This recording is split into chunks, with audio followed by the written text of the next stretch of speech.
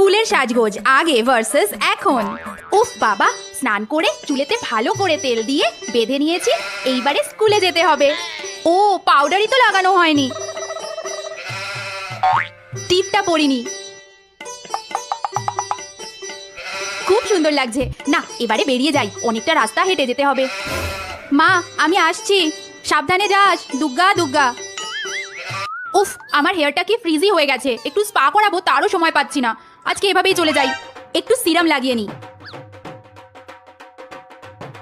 এবার ঠিক আছে, একটু হালকা করে লিপস্টিক লাগিয়ে নি, লিপসটা ন্যাচারাল লাগবে। এবার এটা দিয়ে একটু ব্লাশ মতো করে নেই। এবার একটু আইব্রোটা সেট করে নেই। এবার লাস্ট একটু বডি স্প্রে লাগিয়ে নিই। বাস আমি রেডি। মম, আজ স্কুল থেকে ফিরতে একটু লেট হবে বিকজ আজ ঋতিকার বার্থডে আছে। আমার জন্য তুমি ওয়েট করো না, ডিনার করে নিও। বাই। আজকের পরীক্ষাটা আমার যা হবে না, পুরো ফাটিয়ে লিখবো, একদম খাতার মধ্যে ঝড় তুলে দেবো। এই রিম্পি আর সোনাইকে একদম দেখাবো না। স্টুডেন্টস খাতা নিয়ে নাও আর লেখা শুরু করো। নাও।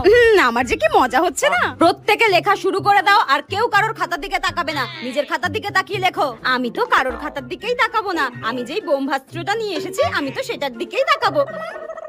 সবাইকে বলে দিচ্ছি, কেউ যদি টুকলি ফুকলি নিয়ে এই এক্সাম হলে ঢুকেছো আর সেটা দেখে দেখে পরীক্ষার খাতায় লিখেছো, আমি কিন্তু পরীক্ষার খাতা একদম ক্যান্সেল করে দেবো। সবাইকে বলে দিলাম আমি। হ্যাঁ এই রে, ম্যাম তো বলছে টুকলি ধরতে পারলেই খাতা ক্যান্সেল করে দেবে, কিন্তু আমার তো এই টুকলিই ভরসা, নইলে তো আমি পাসই করতে পারবো না। আস্তে আস্তে লিখতে থাকি। হ্যাঁ আরে এটা কি লিখেছি আমি?